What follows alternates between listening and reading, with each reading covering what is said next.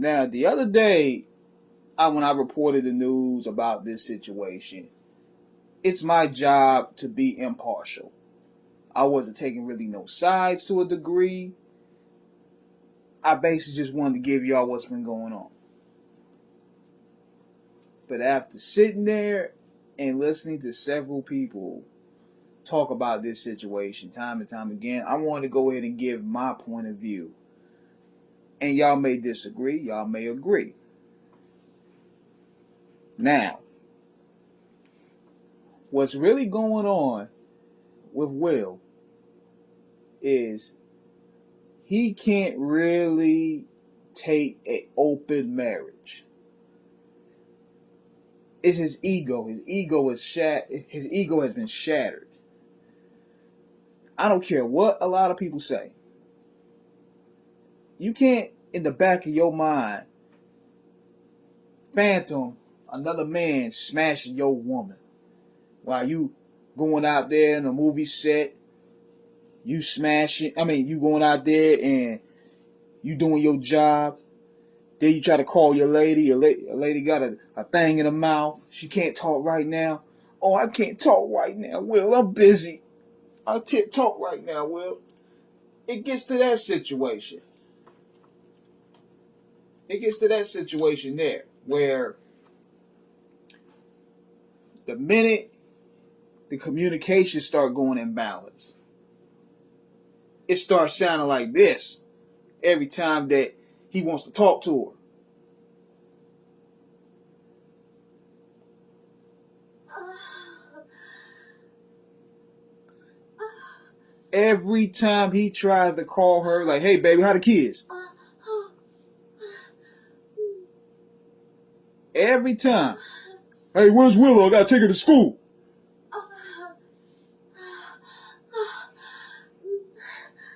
Then he calls again. Hey, man. Hey, Jada. Where's Jaden? Never mind. I'll call you back later. So it gets to that point where and then you got August Alsina out there breaking the mold, making it even worse. Then it becomes humiliation. Then she's not even taking responsibility for the shit. Knowing how this situation made him feel that this nigga is making songs about her. And now the whole thing is in the open. She smashed a dude that's the friend of his son. It really takes a toll on a man. And this is where I want to get on a lot of these people hypocritical analysts about this. This girl is not a saint, bruh. And here's the thing. People want to use hypotheticals on a lot of things. If he would have smacked Chris Rock, if he didn't smack Chris Rock, and let's say he smacked Adam Sandler. Well, he smacked August Alsina. He goes to smack August Alsina. Well, he ain't say nothing to this white person. It's never going to please anybody. You can't please the internet at all. And knowing that for the past 2 years, he's been a punchline, and I think this is what happened too. One of the actresses that was a part of the King Richard movie, she was airing out Will Smith a couple weeks ago on The Breakfast Club. And she was talking about, they didn't pay me, all this bullshit. And even though Will gave her a bonus. So after all this stuff, they figure him being a nice guy, he's just a punching bag. And even though Chris Rock, he didn't really mean anything by it, as you can tell. He didn't really mean anything by it. He didn't even write the joke. Let's talk about who wrote the joke. Amy Schumer wrote the joke.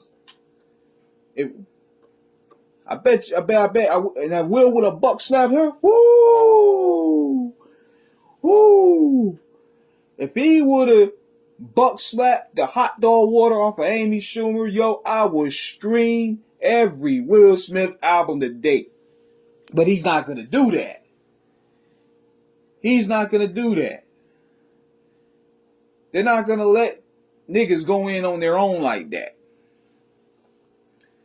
And I just find it funny how people are taking sides now. I look at, when I said the other day, I looked at it when Will Smith did what he did. I looked at that as a wake-up call for a lot of trolls.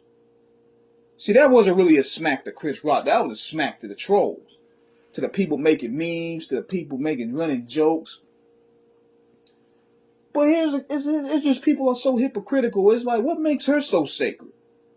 Y'all the same folks that run memes on LeBron's hairline. Y'all run memes on Kevin Durant. Y'all make fun of Tory Lanez every single day. But yet, what makes her off limits? Come on, man. What makes her off limits? What makes her so sacred? Y'all want to pick and choose when y'all want to defend others and when they want to take things as a joke and who you want to pick on. I mean, I understand that's a part of human hypocrisy and part of human nature, but be consistent with it. LeBron ate those hairline jokes for 20 years. Imagine this. If Nicki Minaj said a joke about LeBron James and LeBron James' wife smacked Nicki Minaj, how would y'all feel? And there's another thing that's hypocritical. And I said this on the last video.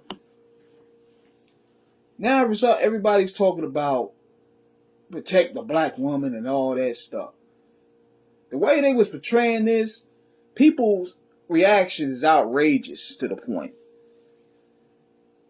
People are trying to implement their personal traumas, their personal issues, their personal feelings, and their hatred into all this type of dialogue. When in reality, it's just two niggas that just have two rich niggas that have an issue. It's nothing serious to where now you want to bring up civil rights. Now you want to bring up LBGT trauma. You want to bring up Dave Chappelle. This little slap don't create a whirlwind of emotion. And people are already triggered and angry as if you just want to find something to be angry about. That's my problem with a lot of people that's chiming in. And if anything, the person that got slapped should be the one that be triggered. That's Chris Rock. He the one that got slapped. And he's taking it pretty good considering he said that he still can't fathom what happened. I mean, I get it. You got slapped in front of national TV by Will Smith and you won't even expected it. But this is a learning process and it's a lot to unravel. Nobody's perfect here in this situation. Will isn't perfect for accepting this situation, knowing the cost, knowing how an open relationship really is. Like, he's really a simp cuck type guy at heart. So he accepts this position. Chris Rock, knowing that he's a brash comedian.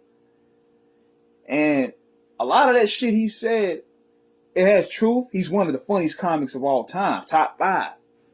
But the stuff he say about black folks, it gets him in a lot of hot water. Just like the black people versus niggas routine that he wrote back in 1996. Tupac was about to pull up on him. Then you had the Rap-A-Lot boys. They were calling him out. If you look at the song from Scarface and then My Homies joint, It's My Blood with DMG, Yuck Mouth, and Big Mike and Scarface. They were calling him out. So, and what made me look at Chris a little different way was that panel when him and Jerry Seinfeld and Louis C.K., they were all in that panel, using the N-word and all that. And I'm like, man, okay, I can't defend you like that. I'm not defending anybody. There's a lesson to be learned on all three of these scenarios. Neither one of these three are really worth defending, to be honest with you.